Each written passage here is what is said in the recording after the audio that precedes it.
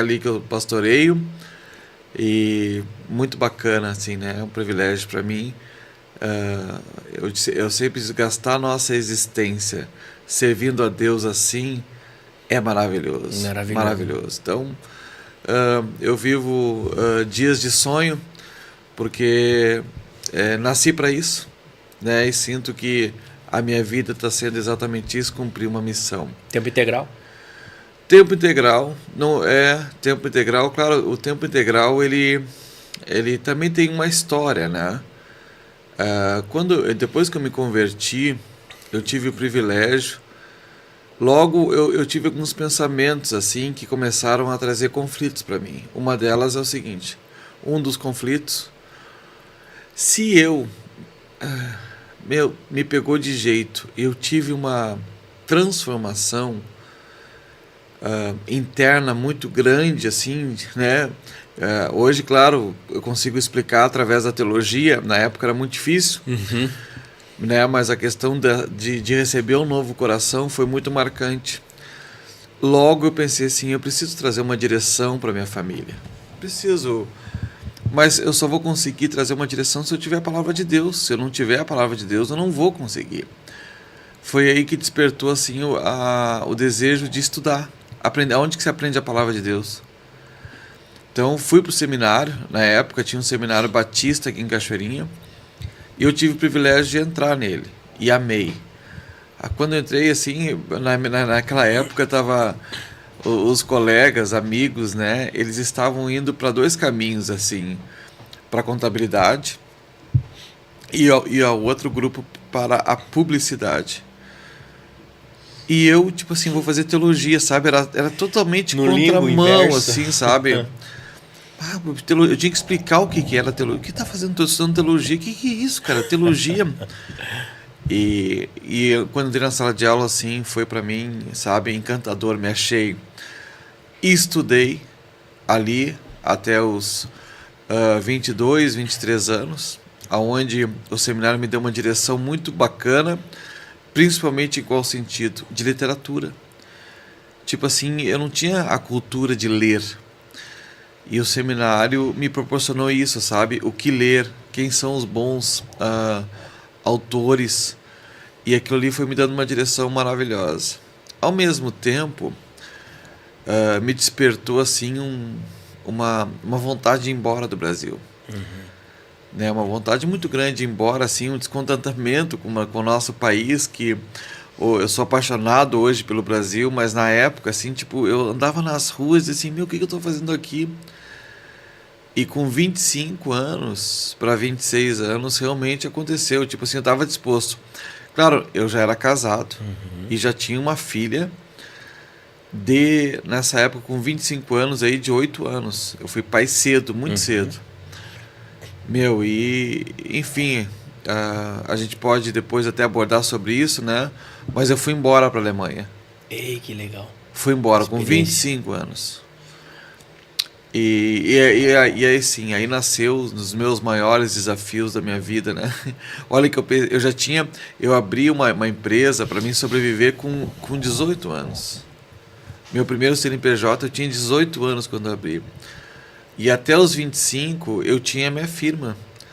Aí vendi ela, e fui embora para a Alemanha. E o idioma? Como é que foi? Eu sempre digo assim, né? Até os 25 anos eu brinco, né? Que as pessoas, eu não tenho ministério. Eu sempre digo, eu não tinha ministério. Eu tinha mini, e a lei de mini, ela é estéreo. Era estéreo. Então foi, enfim, desafiador. Aí eu me deparei assim com o que eu tinha. Eu sempre digo assim, eu ainda não tinha desenvolvido aqui o meu ministério. Não tinha pregado ou coisa parecida, assim, sabe? Eu só tinha uma coisa, Rodrigo. Era um desejo de servir a Deus. Era isso que eu tinha, mais nada. Mas eu entreguei diante de Deus, sabe? Eu lembro, assim, de ter feito uma oração que eu adoro repetir ela, né? Porque eu escutava muito, assim, quando eu tinha 20 anos, quando eu me aposentar, vou entregar meu tempo para Deus. Quando, sabe? E eu entendi assim, poxa, mas eu tenho uma idade que é a idade da minha força, né? Que é dos 25 aos 45, assim, sabe? De alguma forma eu pensei assim, não sei porquê. E eu falei, Senhor, eu vou inverter isso. Eu vou entregar a minha melhor idade para ti. Faz o que tu quiser. Mas foi assim uma oração tão sincera, tão genuína, né? E hoje eu fico relembrando dessa oração, sabe? Eu tenho o privilégio de olhar para trás e dizer como valeu a pena ter feito essa oração, sabe? Aí, claro, sem dúvida, Deus deu uma graça pra gente, né, Rodrigo? Que é a graça que nos faz esquecermos. É incrível isso. Então eu não vou conseguir falar tantas coisas dos desafios que a Alemanha me deu, porque eu não fico concentrado nisso. Sim. Mas, sem dúvida, assim, quando eu cheguei lá, eu queria, de alguma forma, evangelizar, eu queria pregar, mas eu não tinha o idioma. Sim, era impossível. Era impossível. E daí depois, eu perguntava para um alemão, assim, que falava português, espanhol, né? Como é que faz para pregar aqui nesse país, cara? Ele dizia assim, cara, pelo menos 3 aninhos. Hoje, eu tenho 48 anos. Com 3 anos, se falar 3 anos, para mim não é nada. Com 25 anos, era uma eternidade. É muito tempo. Assim, 3 anos, o que eu vou fazer da minha vida? Sabe? É muito tempo. Me envolvi, me entreguei, sabe? Assim, me dediquei a minha vida naquela época para isso, para aprender o idioma. Eu caí num vilarejo alemão, no norte da Alemanha, muito especial. Frio. O frio foi, na verdade, o meu maior desafio. Depois do idioma, de aprender o idioma alemão, o frio... não é só o frio, é também a ausência do sol. Esses foram, assim, os grandes desafios, como a gente é brasileiro, né? E a gente nasceu num país tropical. A gente canta, né? Eu vim do estado do sol azul, do céu azul, então, para mim é muito marcante, assim, esse clima bom. Pois bem, passou o tempo e eu fui aprendendo o idioma. Realmente aconteceu como o alemão falou, passou 3 anos, eu tive a oportunidade de pregar a primeira vez alemão. Mas, Rodrigo, muita entrega no idioma. Muita entrega, assim, de passar 3, 4 horas por dia, assim, concentrado, estudando, sabe? Tipo, eu precisava vencer essa barreira, né? E tu imagina, hoje já fazem... foi em 2001.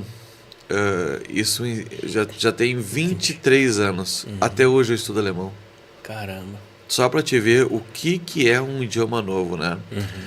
Mas, claro, me envolvi eu entendi que era a minha principal ferramenta também, né? Sim. Então eu precisava estudar muito, porque se eu não tivesse o idioma, eu não teria o que fazer. Não teria o que fazer. Então, foi isso, assim, sabe? Aí depois, fiquei lá durante 10 anos. Nos últimos 5 anos, eu tive o privilégio de estudar em Frankfurt Teologia. Entrei de novo. E foi um grande desafio também, né? Um grande desafio estudar teologia, mas ao mesmo tempo eu estava diante de professores marcantes demais. Lá onde tudo aconteceu, né? Não, sem dúvida. Eu estava estudando e pisando na história, sabe? Ao mesmo tempo. Então eu tive professores assim que... meu livro de Tessalonicenses, por exemplo, ele tinha escrito uma enciclopédia sobre o livro. Então, eu estava na sala de aula, escutando, podendo perguntar, sabe? Aos pés de Gamaliel. Não, sem dúvida, assim, muito marcante para mim. Tanto que eu sempre digo, né? Quando terminou os 5 anos, eu saí, tipo assim, eu deveria estar feliz por ter concretizado algo tão nobre. Mas eu estava voltando para casa triste. Porque eu sabia que era um privilégio estar numa sala de aula e tendo professores maravilhosos para ensinar. 2012, aí foi o ano que eu voltei. Tu vê, eu fui em 2001, 2012. 11 anos. Né? E aí sim, foi para mim a grande surpresa, assim, porque quando eu voltei, eu não sabia que eu ia ser um dos pastores da igreja, né? Por quê? Porque era uma geração que de amigos que eu tinha me convertido juntos com ele, né? Então, com eles. Então, e ao mesmo tempo eles começaram a falar exatamente frases assim que eu nunca tinha me preparado para escutar. Falei, André, eu quero que tu me pastoreie. Mas eram meus amigos que eu tinha me convertido com eles. E a partir daí, então, houve, vamos dizer assim, um despertamento no meu coração para eu assumir uma posição mesmo. E aí, sim, eu posso dizer que fazem aí 12 anos, né, que eu me tornei um dos pastores da igreja onde eu me converti. E isso para mim é um privilégio muito grande, sabe? É um presente de Deus, me alegro. Eu pastorei uma igreja que eu posso chamar de meus amigos, né? Porque eu tenho histórias com eles aí de 30 anos. Então é uma igreja que eu não preciso esconder nada. Eu consigo ser eu genuinamente. E isso, sem dúvida, para mim também é um valor, né? Hoje, para mim, isso é um valor, né? Eles sabem quem eu sou, eu também sei quem são eles, e hoje os meus amigos vêm se tornando pastores também. Então é isso. Essa é a minha história, na verdade, com a D55, né? Muito bacana. Que legal. É uma viagem linda. Não sabia que Deus ia fazer esse caminho, né? Essa foi uma surpresa, porque enquanto eu estava na Alemanha, eu tinha um espírito missionário. Né? Sim, fazer missão, com certeza. Fazer missão, sabe? Fundamos igrejas. Depois eu voltei e me deparei com isso, assim, sabe? Me sentindo um eterno estagiário. Eterno estagiário no reino de Deus, porque aí eu assumi uma igreja, né? Juntamente com uma equipe de pastores maravilhosos. E de novo me senti um estagiário, sabe? Então isso para mim é um privilégio, na verdade. O reino de Deus provoca isso, sabe? Parece que Deus procura sempre um coração aprendiz. Alguém que seja preparado para continuar aprendendo, sabe?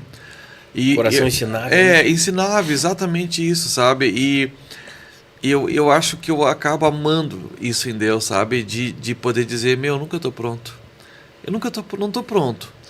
Sabe, Deus foi me dando desafios grandes e eu tenho o privilégio de dizer, não estou pronto. Tenho esse privilégio, sabe? Mas ao mesmo tempo dizer, Senhor, sim, Senhor, eis-me aqui. Eis-me aqui. E é para mim, na verdade, um encanto servir a Deus e fazer parte do que Deus está fazendo. É essa a história que eu tenho, né? Com a Assembleia de Deus, com a D55. Ontem eu estava pregando no culto ontem à noite e a gente abordou um tema justamente assim, que não importa o quanto a gente faça algo, nunca nós vamos conseguir estar completamente seguros daquilo que vai acontecer, porque nada depende da gente. Nada depende de nós em relação... Nós sabemos como o culto vai iniciar, mas dificilmente a gente vai saber como ele vai terminar caso nós tenhamos uma igreja que é submissa ao Espírito Santo. E o senhor é hebleiano, é pentecostal.